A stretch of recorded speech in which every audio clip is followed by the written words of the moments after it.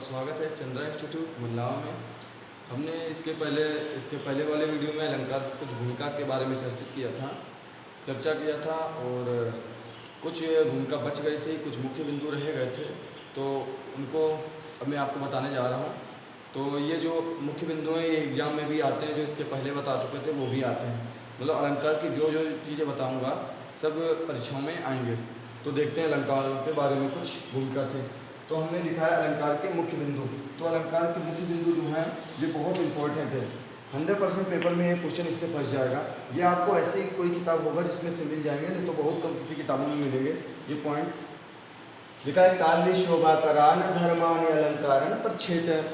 ये संस्कृत में पंक्ति है, काव्य शोभाकारान धर्मान अलंकारन प्रच्छेद। इस पंक्ति को हमारे आचार्य दंडीदेव ने दिया था। जो वो संस्कृत के अलंकारवादी हैं, जो संस्कृत के अलंकारवादी कवि दंडी जी हैं। जो संस्कृत के अलंकारवादी कवि हैं वो दंडी जी हैं। उन्होंने ही ये पंक्ति लिखी थी, काव्य शोभाकारान धर्मान अलंकारन प्रच्छेद। और फिर उसके बाद हमारे जो भरत मुनि हैं, भरत मुनि के ग्रंथ का नाम है नाट्यशास्त्र। हमारे जो भरत मुनि हैं, ये हमारे भरत मुनि, इनके ग्रंथ का नाम लिखा है नाट्यशास्त्र। भरत मुनि के ग्रंथ का नाम नाट्यशास्त्र। भरत मुनि के जो ग्रंथ है उसका नाम है नाट्यशास्त्र। नाट्यशास्त्र में उन्होंने, भरत मुनि के ग्रंथ का नाम है नाट्यशास्त्र। नाट्यशास्त्र में उन्होंने चार अलंकारों का वर्णन किया है, उपमा, रूपक, दीपक और यमक।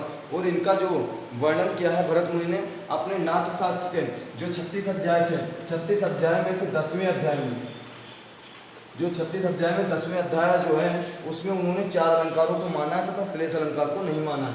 उपमा, रूपक, दीपक और यमक, ये अगर पूछते भरत मुनि ने कितने अलंकारों को माना है, तो भरत मुनि ने 4 अलंकारों को माना है। और इन चारों को याद कर लेना है, उपमा, रूपक, दीपक, यमक, ये 4 अलंकारों को भरत मुनि ने माना है। किसने माना है? अपने ग्रंथ, भरत मुनि के ग्रंथ का नाम क्या नाम है? नाट्यशास्त्र।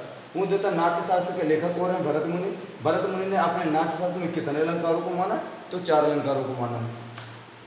अब लिखा है इसकी परिभाषा होती थी अलंकार की, काव्य की शोभा बढ़ाने वाले धर्मों को अलंकार कहते हैं। तो वहीं पे ये धर्म जो है, अलंकार में धर्मों का अर्थ क्या होता है? जो धर्म होता है उसका अर्थ होता है गुण। अब अलंकार की यहाँ से एक और परिभाषा बन जाएगी जो उस दिन बताती है, काव्य की सुंदरता प्रकट करने वाले शब्दों को अलंकार कहते हैं। अगर चाहे तो यहाँ से एक और बना सकते हैं, काव्य में धर्मों गुणों की सुंदरता प्रकट करने वाले। तो ये यूपीएसआई के पेपर में आया था कि धर्मों का अर्थ क्या होता है। जो अलंकार की परिभाषा में धर्म था तो उसका पूछा अर्थ क्या होता है, तो गुण होता है। अब चलते हैं, देखते हैं हर जो जितने भी कवि से आपने अपने हिसाब से अलग अलग अलंकारों को बताया है, तो ये बिल्कुल फैक्ट वैल्यू है, इसमें कोई डिफरेंट नहीं है, आपको डाउट नहीं है। बिल्कुल इतने अलंकार जो हमारे भरत मुनि हैं उन्होंने 4 अलंकारों को बताया है, जो आपको ऊपर बता चुके हैं, उपमा, रूपक, दीपक और यमक। जो हमारे मम्मट जी हैं, आचार्य मम्मट जी, तो उन्होंने 67 अलंकार को बताया। तथा आचार्य भोज जी हैं, उन्होंने 72 अलंकारों को बताया। तथा जगन्नाथ जी जो हैं वो 100 अलंकारों को बताया है। अब आता है एक पॉइंट है उभयालंकार, जो शब्दालंकार, अर्थालंकार और उभयालंकार। हमने अलंकार के 3 भेद बताए थे, शब्दालंकार, अर्थालंकार और उभयालंकार। अब शब्दालंकार और अर्थालंकार का जो वर्गीकरण किया है वो हमारे रुद्रट जी ने किया है। जो हमारा बच गया उभयालंकार, इसका जो उभयालंकार है इसका नाम दिया है आचार्य भोज जी ने।